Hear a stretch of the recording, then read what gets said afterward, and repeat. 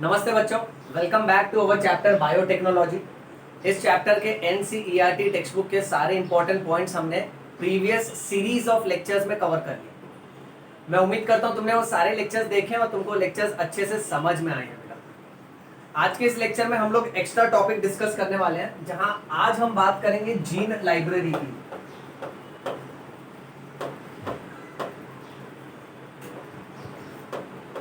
अब ये gene library समझने से पहले एक बेसिक सा कॉन्सेप्ट वापस से रिवाइज करवा देता हूं। That is the concept of rDNA, that is recombinant DNA technology.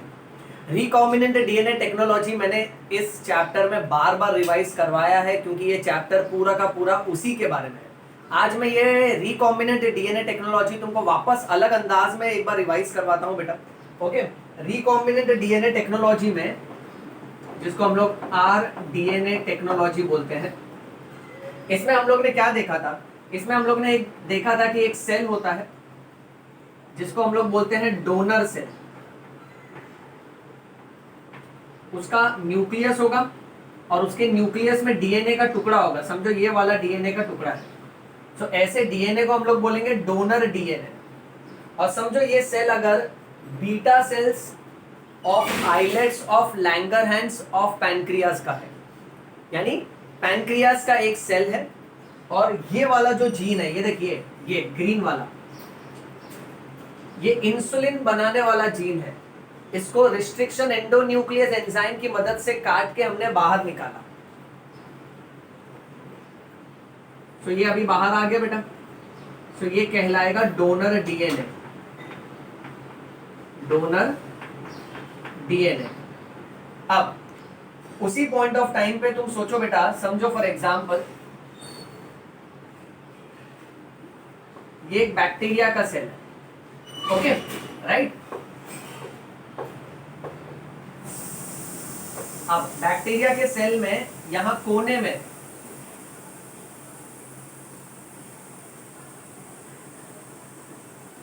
Circular DNA होता है, जिसको हम प्लाज्मिड बोलते हैं। तो ये प्लाज्मिड को मैंने बाहर निकाला। ये है उसका सर्कुलर डीएनए, जिसको प्लाज्मिड बोलते हैं बेटा। और इसको अभी सीधा कर देते हैं बेटा, ये कॉइल्ड है ना, इसको अनकॉइल कर देते हैं। तो समझो ये रहा वो प्लाज्मिड, क्योंकि टेक्स्ट बुक में इस तरीके से ही दिखाते हैं बेटा। अब इस प्लाज्मिड का एक टुकड़ा तोड़ के मैंने निकाल दिया बेटा, यहां का टुकड़ा तोड़ के निकाल दिया ये। ओके, और इसके बदले ये ग्रीन वाला टुकड़ा डाल दिया बेटा,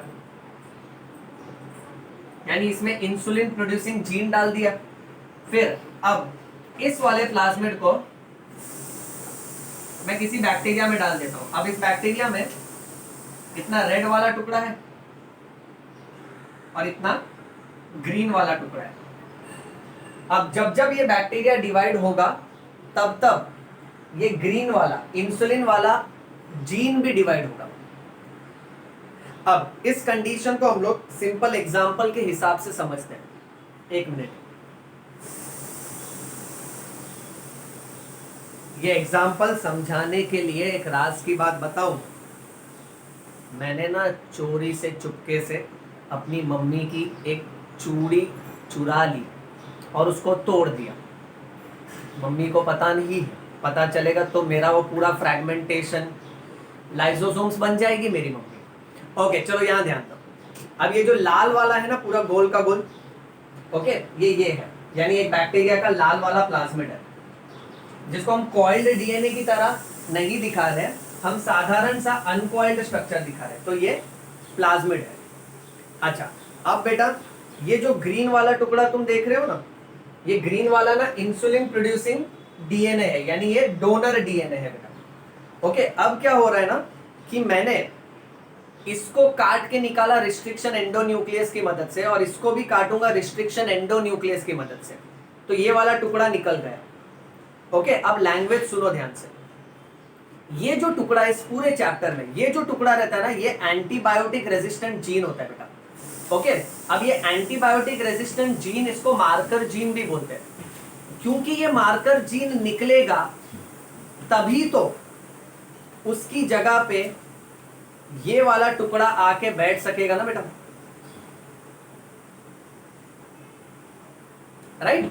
ओके, सो जो लाल वाला टुकड़ा था ना उसको हम लोग बोलेंगे मार्कर जीन बेटा, which is antibiotic resistant gene. अब ये जो पूरा का पूरा प्लाज्मिड बना है ना, जिसमें लाल वाला हिस्सा और ग्रीन वाला हिस्सा है, ओके, इस पूरे को हम लोग बोलेंगे recombinant DNA. This is also called as chimeric DNA. और जब इसको हम लोग बैक्टीरिया के अंदर डाल देंगे, अब ये पूरा का पूरा जब बैक्टीरिया के अंदर जाएगा ना, ओके, तो उस बैक्टीरिया को हम लोग बोलेंगे ट्रांसफॉर्म्ड सेल। और बैक्टीरिया में ट्रांसफॉर्मेशन हो गया क्योंकि उसमें एक बाहर का डीएनए आया है। ये ग्रीन वाला डीएनए जो बाहर से आता है, इसको तुम डोनर डीएनए भी बोल सकते हो, इसको तुम फॉरेन डीएनए और एलियन डीएनए भी बोल सकते हो बेटा। ओके, फिर इसको यहां डाल के बैठा दिया जाएगा। अब सवाल ये है कि ये जो लाल वाला पूरा का पूरा प्लाज्मिड है, इसने ये ग्रीन वाले टुकड़े को कैरी किया ना, और कैरी करके ये बैक्टीरिया के अंदर लेके गया। इसलिए ये लाल वाले प्लाज्मिड को, इस प्लाज्मिड को हम लोग बोलेंगे कैरियर। हाईफाई लैंग्वेज में इस चैप्टर में इसको बोलते हैं वेक्टर। वेक्टर यूजुअली दो ही तरह के कॉमन होते हैं, या तो वो प्लाज्मिड होता है या तो वो बैक्टीरियोफेज होता है। और बैक्टीरियोफेज वायरस होता है जो बैक्टीरिया के अंदर घुस सकता है, ठीक है। अच्छा, और यहाँ जो लाल वाला टुकड़ा था वो मार्कर डीएनए था, which was antibiotic resistant gene. इतना तुमको इस चैप्टर में याद रखना है। अब सवाल ये उठता है कि ये वाला जो टुकड़ा मैंने डाला है, अगर समझो ये इंसुलिन वाला जीन है, तो इसको मैंने डाल दिया, अब ये रिकॉम्बिनेंट डीएनए बन गया। अब इसको जब मैं बैक्टीरिया के अंदर डाल दूंगा, तो जब जब बैक्टीरिया डिवाइड होगा तो ये मेरे को इस वाले जीन का मल्टीपल कॉपीज देगा। क्योंकि प्लाज्मिड का प्रॉपर्टी क्या है, प्लाज्मिड कैन रेप्लिकेट ऑटोनॉमसली, यानी प्लाज्मिड खुद ब खुद डिवाइड हो सकता है बेटा। अब समझो इंसुलिन के बदले ये ग्रोथ हार्मोन वाला जीन है, समझो ग्रोथ हार्मोन के बदले लेट्स से ये क्लॉटिंग फैक्टर वाला जीन है, तो ये जीन कुछ भी हो सकता है, यानी ग्रीन कलर का, येलो कलर का, ऑरेंज कलर का, कोई भी चूड़ी का टुकड़ा हो सकता है, जो कोई ना कोई क्वालिटी को डिटरमाइन करता है बेटा। तो अब ये वाला टुकड़ा अगर मुझे चाहिए, राइट, ओके, तो इसका भी खास किस्म का लाइब्रेरी आता है जिसको जीन लाइब्रेरी बोलते हैं। जिस तरह से लाइब्रेरी में अलग अलग किताबें होती हैं, वैसे जीन लाइब्रेरी में ऐसे अलग अलग चूड़ी का टुकड़ा होगा। चूड़ी का टुकड़ा मींस अलग अलग डोनर डीएनए होगा, और ये डोनर डीएनए को हम लोग डिजायर्ड डीएनए भी बोलते हैं। डिजायर्ड यानी वांटेड, यानी मनचाहा डीएनए। मनचाहा डीएनए अगर मैंने यहाँ बैठा दिया ना, तो वो कैरेक्टर, वो क्वालिटी, वो प्रोडक्ट मेरे को मिलने लगेगा। सो इंसुलिन वाला डीएनए अगर बैठाया तो ये पूरा बैक्टीरिया मेरे को इंसुलिन बना के देगा। अगर ग्रोथ हार्मोन वाला डीएनए मैंने यहाँ बैठा दिया तो ये पूरा बैक्टीरिया मेरे को ग्रोथ हार्मोन बना के देगा। सो अब ये टुकड़ा मैं कहां से लाऊं? ये टुकड़ा को लाने के लिए भी लाइब्रेरी होती है जिसको हम बोलते हैं जीन लाइब्रेरी। और ये है हमारा आज का टॉपिक। मैं चूड़ी रख के आता हूं चुपचाप ऐसे ही, फिर मम्मी को बोलूंगा पता नहीं किसने तोड़ा।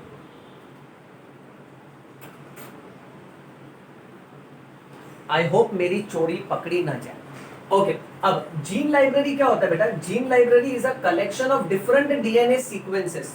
सो उसमें ना अलग अलग, जिस तरह से ग्रीन कलर का चूड़ी है वैसे येलो कलर का, यानी इंसुलिन वाला हो सकता है, ग्रोथ हार्मोन वाला डीएनए हो सकता है, तो उसमें अलग अलग जीन्स का कलेक्शन रहता है उनके पास। Okay, of different DNA sequences from an organisms on the basis of source of the DNA there are two types of gene library. अब ये बहुत इंपॉर्टेंट है, जीन लाइब्रेरी के दो टाइप होते हैं। जो पहला होता है बेटा, the first type is called as genomic library,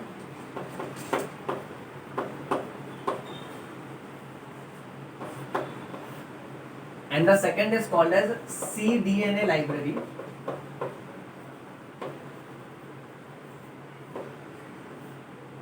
cDNA library को हम लोग कॉम्प्लीमेंट डीएनए भी बोल सकते हैं। ओके, सो ये पहले अच्छे से दिमाग में बैठा लो। जीन लाइब्रेरी दो तरह की है, genomic library and cDNA library. अच्छा, अब दूसरी जरूरी बात ये बैठा लो, जीनोमिक लाइब्रेरी जो है ना, it is usually for prokaryotes,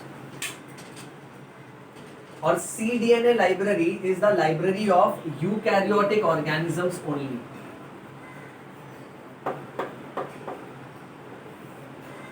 यानी अगर प्रोकैरियोटिक ऑर्गेनिज्म से रिलेटेड कोई भी कैरेक्टर मुझे चाहिए, ओके, यानी ये कैसी बात हो गई? अगर समझो प्रोकैरियोट्स यानी लेस डेवलप, यूकैरियोट्स यानी वेल डेवलप। सो अगर मुझे कोई पुराने जमाने की किताब चाहिए तो पुराने जमाने की लाइब्रेरी में ढूंढना पड़ेगा मुझे। और मुझे कोई आज के साइंस और टेक्नोलॉजी एडवांस कोई किताब चाहिए तो उस लाइब्रेरी में ढूंढना पड़ेगा जो एडवांस्ड किताबों का कलेक्शन रखता है बेटा। सो ये एक अच्छे से समझ लो कि genomic library is for prokaryotes and cDNA library is usually for eukaryotic organisms. Next, genomic library. Genome का मतलब होता है the sum total of all jeans.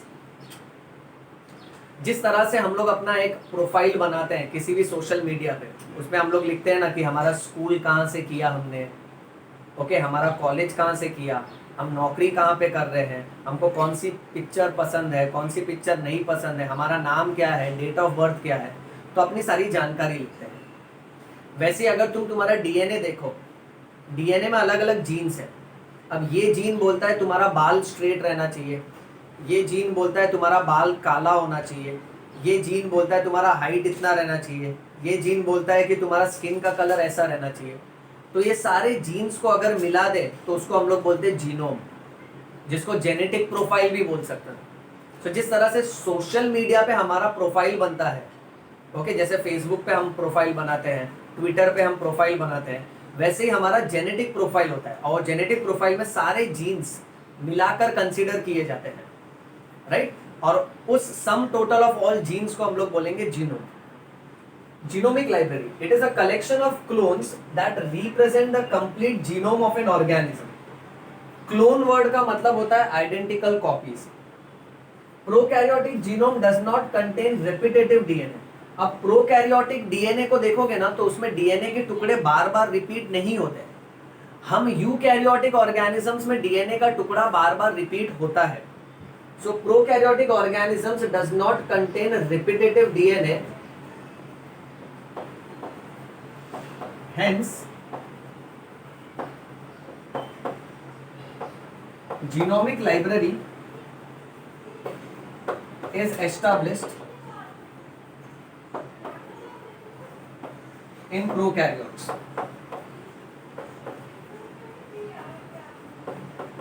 Okay, अब cDNA library, that is complement DNA library. अब इसमें कैसा होता है मालूम है बेटा? एक प्रोसेस है जहां पर नॉर्मली क्या होता है ना, डीएनए एमआरएनए बनाता है। एमआरएनए मतलब messenger RNA. This process is called as a transcription.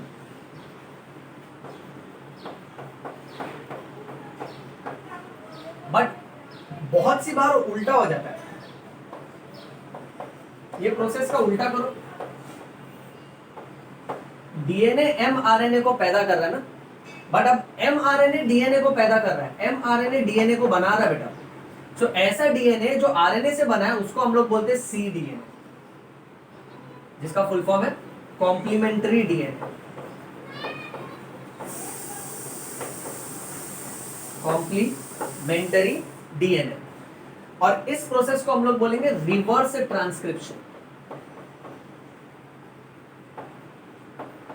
The process is called as reverse transcription, यानी ट्रांसक्रिप्शन में डीएनए एमआरएनए को बना रहा था, इस प्रोसेस में उल्टा हो गया, एमआरएनए ने डीएनए को बनाया।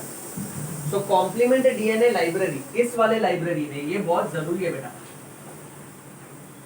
इस वाले लाइब्रेरी में क्या होगा ना, इसमें सिर्फ तुमको यूकैरियोटिक ऑर्गेनिजम्स का कलेक्शन मिलेगा।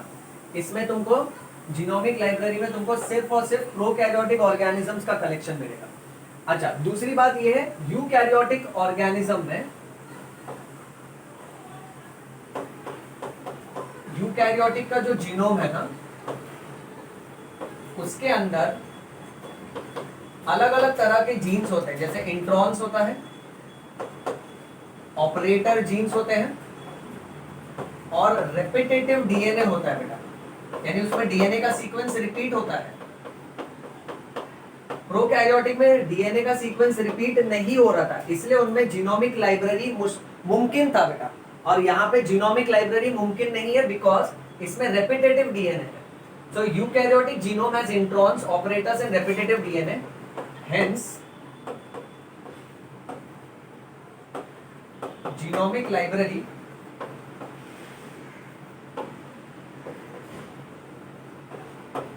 cannot be established here.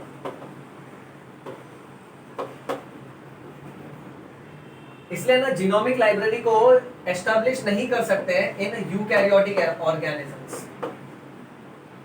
ये शॉर्ट में लिखता हूं बेटा मैं, इन यूकैरियोटिक ऑर्गेनिजम्स। ओके, अच्छा फिर नेक्स्ट एक तुमको एमसीक्यू आ सकता है, the transfer of recombinant DNA into the bacterial cell is always assisted by which ions, then it is a divalent calcium ions. जब भी हम लोग समझो ये डीएनए को मुझे यहाँ जोड़ना है और फिर उसको बैक्टीरिया के अंदर डालना है, तो कोई भी डीएनए इतना आसानी से सेल के अंदर एंट्री नहीं मारता है। वो डीएनए को अंदर भेजने के लिए कौन से आयंस की मदद लेनी पड़ती है? So the answer is divalent calcium ions. Next, foreign DNA can be introduced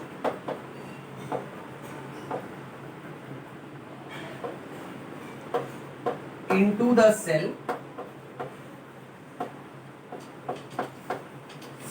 without using vectors। यानी सोचो, अगर मुझे ये ग्रीन वाला टुकड़ा डायरेक्टली इसके अंदर डालना है, यानी ये ग्रीन वाला चूड़ी का टुकड़ा मेरे को डायरेक्ट अंदर डालना है, लाल वाले चूड़ी से मैं उसको जोड़ूंगा नहीं, मुझे कोई वेक्टर कोई प्लाज्मिड का मदद नहीं चाहिए, मेरे को इसको डायरेक्ट अगर अंदर डालना है तो कौन से मेथड्स हैं? दो मेथड्स मैंने तुमको बेसिक वाले लेक्चर में सिखाया था बेटा। ओके, जहां हमने माइक्रो इंजेक्शन की बात की थी, ये methods this is possible only for animal cells. और दूसरा मेथड है बायोलिस्टिक्स, जिसको जीन गन मेथड भी बोलते हैं, and this is possible only and only for plant cells. अब इसके अलावा भी कुछ मेथड है, मेथड का डिटेलिंग इंपॉर्टेंट नहीं है पर उसका नाम याद रखना बेटा। ओके, तो और कौन से मेथड है इसमें? So the next method is shotgun method, then ultra sonification method, then next is electroporation,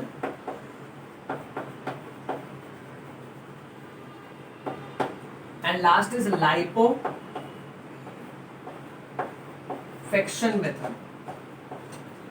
तो अगर एमसीक्यू में आया ना कि कौन से मेथड के वजह से हम लोग फॉरेन डीएनए को डायरेक्टली सेल में डाल सकते हैं बिना किसी वेक्टर का इस्तेमाल किए, तो ये सारे मेथड्स याद रखो, जिसमें से पहला दो टेक्स्ट बुक में दिया है एनसीईआरटी में, माइक्रो इंजेक्शन और बायोलिस्टिक्स।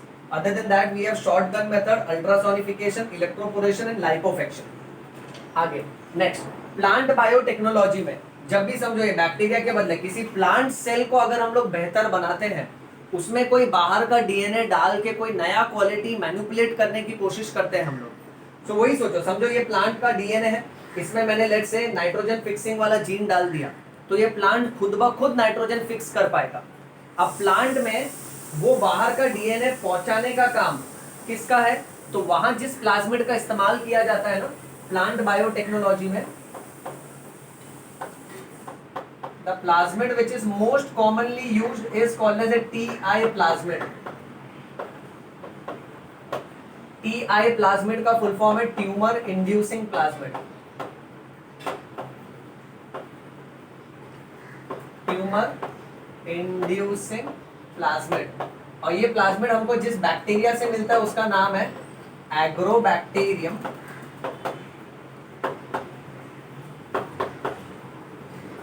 ट्यूमिफेशियंस।